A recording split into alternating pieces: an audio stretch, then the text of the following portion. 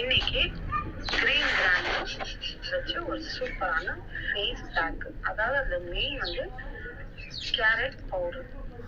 நான் உங்களுக்கு video carrot powder எப்படி கேரட்டை காய வச்சு பவுடர் பண்ணி வச்சுக்கணும்னு சொல்லிட்டு நான் போட்டு இருக்கிற வீடியோ, அது என்ன போய் பாருங்க. எப்படி கேரட்டை சீவி பவுடர் பண்ணி வச்சுக்கணும். இந்த மாதிரி நான் பவுடர் பண்ணி வச்சு நான் ஜெலிச்சு வச்சிருக்கேன். கேரட் பவுடர் இது குறைந்தா நல்லா சாஃப்டா இருக்குது. நைஸா இதுல க்ரீமும் பண்ணிக்கலாம். இந்த மாதிரி அரைச்சி வச்சுக்கோங்க. ஃபேஸ் பேக் கூட நம்ம யூஸ் பண்ணிக்கலாம். இந்த கேரட் பவுடரும் கிரீன் கிராம், அதாவது பச்சை பயிறு, கிரீன் கிராம் பச்சை பயிரும் வச்சு அடுத்து தயிர்,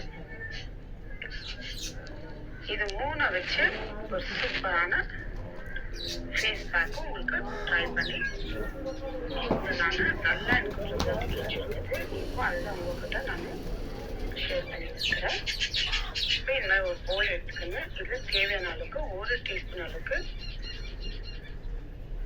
நான் கேரட் பவுடர் எடுத்துட்டு பாருங்க. இந்த அளவுக்கு எவ்வளோ நைஸாக இருக்கு பாருங்க கேரட் பவுடர். ஏன்னா இது ஒரு ஃபேஸ்க்கு நான் யூஸ் பண்ணுறதுக்காக நானும் ஒரு 15 days 15 நாளைக்கு ஒரு வாட்டி நான் மாதிரி அரைச்சி பவுடர் பண்ணி வச்சுக்கிறேன். அது வரைக்கும் நான் யூஸ் பண்ணுவேன். அந்த மாதிரி நீங்கள் அரைச்சி வச்சுக்கோங்க. இதில் ஃபேஸ் பேக்கு, ஃபேஸ் க்ரீமில், ஃபேஸ் ஆயிலு கூட நீங்கள் ரெடி பண்ணிக்கலாம்.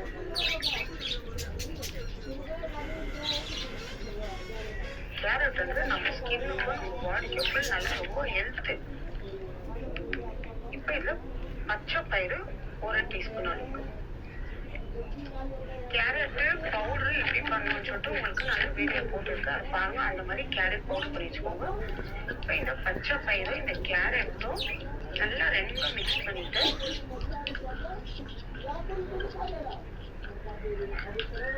நல்லா ஸ்கின் நல்லா சாஃப்ட்னஸ் பண்ணி கொடுக்கும். அடுத்து வந்து தேவையான அளவுக்கு தயிர்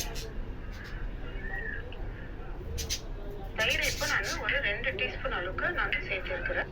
தயிர் நான் இன்னும் கொஞ்சம் மிக்ஸ் பண்ணிக்கிறேன்.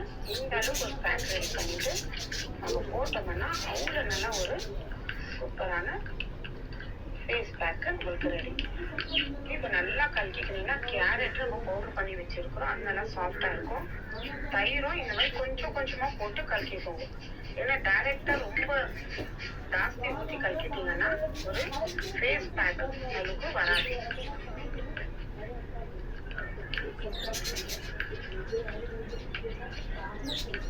எவ்வளவு நைஸா அரைச்சதுனால அந்த பச்சை பயிரும் கேரட் பவுடரும் எவ்வளவு நைஸா இருக்கிறதுனால இந்த தயிரை ஊற்றிருக்கு எவ்வளவு நல்லா இருக்கு பாருங்க.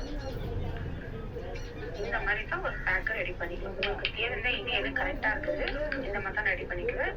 உங்களுக்கு இன்னும் கொஞ்சம் ரொம்ப கெட்டியா இருந்து இன்னும் கொஞ்சம் தண்ணி வேணும்னா கூட இன்னும் கொஞ்சம் தயிர் ஊற்றி மிக்ஸ் பண்ணிக்கலாம். இன்னும் மிக்ஸ் பண்ணும்போது நல்லா கலக்கணும். நல்லா கலக்கிட்டு ஒரு 2 நிமிஷம் இல்லை ஒரு 5 நிமிஷம் நல்லா ஊற வைக்கணும். நல்லா ஊறின பிறகு அதுல இருக்கிற ஃபுல் அந்த இது அந்த எறும்பு அப்புறமா நம்ம முகத்துக்கு அப்ளை பண்ணும்போது இன்னும் சூப்பராக ரிசல்ட் கிடைக்கும். பாருங்க எந்த அளவுக்கு